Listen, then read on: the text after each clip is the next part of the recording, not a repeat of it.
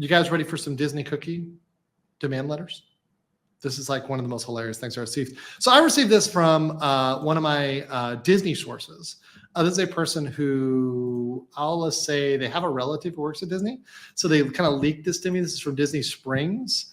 And this is one of the most hilarious demand letters I have ever seen in my entire life. We're not going to read all of it, but this is like one of the most hilarious things. So if you guys are familiar, there is a cookie company called Gideons, right? Gideons Cookie Company, right? And this is available at Disney Springs, right? And they sent a demand letter dated May 10th to the leadership at Disney Springs and the Gideons LLC. And so this is my dramatic reading of their demand letter. This is absolutely, to me, hilarious. I cannot believe they wrote this. Gentlemen, there is an odor most foul in the bakehouse. It is the stench of the fish rotting from the head. To our proprietor, Steve, and our managers, Brian and Patrick, there is dissension within the ranks. And if the following items are not resolved as we outline below, we're prepared to drag this house of cards to the ground. Before we proceed with our grievances, numerous and shocking, the demands to resolve them, allow us a moment for introductions. We are the ghosts of Gideons, the poor and unfortunate souls upon whom you have built your cookie empire. We are the many, the unseen, and as of the disastrous meeting May 6, 2024, the decisively unheard. Many of us have approached management and ownership multiple times with helpful hints, strong suggestions, and desperate pleas to rectify a myriad of health and safety and operational concerns, with nearly all of them being dismissed or ignored entirely. Now we, the collective, have banded together to deliver this tome, not as a warning of what is to come, but as a final demand to resolve the issues outlined herein. You may dismiss us individually, but you cannot ignore all of us together. Make no mistake, if the following solutions are not implemented with immediate effect, we will do everything in our power to topple this cookie castle permanently.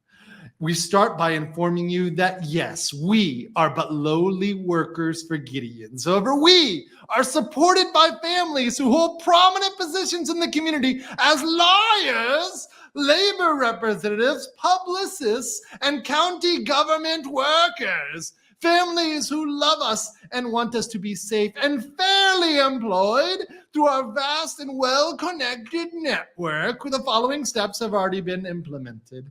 A lawsuit for your numerous unfair and unsafe labor practices and work conditions has been drafted. A press release along with a copy of this letter has been sent to local and national media, and your boy, Legal Mindset, we have created social media channels to connect directly with consumers and inform them of the reprehensible work conditions we are enduring. We have filed health and safety reports with local government bodies detailing the extensive issues we are facing at the Springs location, and we have informed Disney Springs leadership of our position related to the above. All cases, these contempt bodies are awaiting our word. If the demands listed herein are not satisfied immediately, we will, in tandem with the above, begin a campaign to inform the world of your numerous transgressions, filing lawsuits, media coverage, exposing you and the company for the shill that it is. And we will not stop until the Bakehouse bakes no more. We shall also mention that any attempt to retaliate against us, including termination, reducing hours, benefits, or any other persuasive actions against any Gideons employee, will promptly result in our bringing legal class action. The time has come for you, our leaders, to actually lead. This means spending money where money must be spent and making the following operational changes so that all can continue in harmony and not feel like we're trapped on an 1800s plantation working for the big house. And you'll bring me a shrubbery. A shrubbery? A shrubbery. Guys, back in the 1800s cookie plantation. Now, we're not going to read all their demands here. They've got a lot. But there are some that are kind of funnier. How dare you drag the entire workforce to a 9 a.m. meeting, demanding our presence and talking directly at us with the most mundane drivel we'd ever heard. Everything dictated today could have been sent well via email, especially when you did not allow for any discussion between us, the workers who actually make your business run, and the disconnected upper management who are hell-bent on implementing misguided and inefficient policies. Do not call us in for a mandatory meeting again when points can be covered in email unless you intend to open the floor for actual conversation and listen what we have to say. Cold brew. We will not adopt the bartender shaking style. When we have 10 plus beverages queuing to be made, shaking each drink 10 times will severely impact our ability to be efficient. This is but one example of fucking Steve, in his desire of form over function. We understand that maybe a look you're going for, but it compromises our ability to efficiently perform our function. We refuse. We demand to allow me to resume our stir stick preparation. All hail the stir stick! There's a lot of these stuff, guys. I don't want to really get into it, but there's some other ones here. They're asking for tips right here. So they were saying, let us be clear, we're the lowest paid employees. We are informed we are not allowed to ask for tips. That's actually very interesting. In fact, from what I understand, Gator, correct me if I'm wrong, but in America, most places are getting kind of crazy with the tips, right? Like I think everyone has like the tips available. Yeah, like, it's getting crazy now to the point where like you're going to the register and you're paying at the register, and like just even like regular places that you normally never tip before, they have like a tip button, and I'm like, bruh, I am not going to tip you at McDonald's. I don't care how good that burger is, and it's probably not.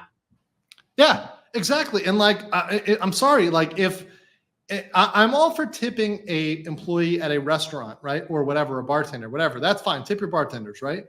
So that said, tipping a McDonald's employee or like an employee that you're just going to the register, you're at the Dollar General and you're going up and you're just paying at the register. I'm sorry. No, that you need to pay your employee better. Like that's just you trying to not pay your employees. That's not like you actually tipping, like it's scumbag corpo behavior where it's like, oh, we can offset employee salaries by relying on the goodwill of other people. It's like, pay your freaking employees. And they can get around a lot of the laws because tipped employees are allowed to be paid less than whatever the prevailing, like at a different minimum wage rate.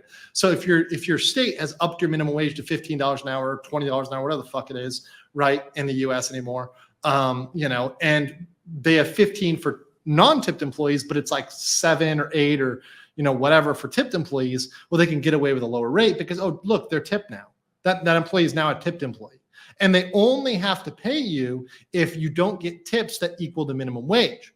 So a lot of employers will claim you made up to the minimum wage, even though maybe you haven't, right? So that's one of the biggest little loopholes that a lot of companies, sleazy companies, try to do. Not all companies will do that, but it's very fucking sleazy.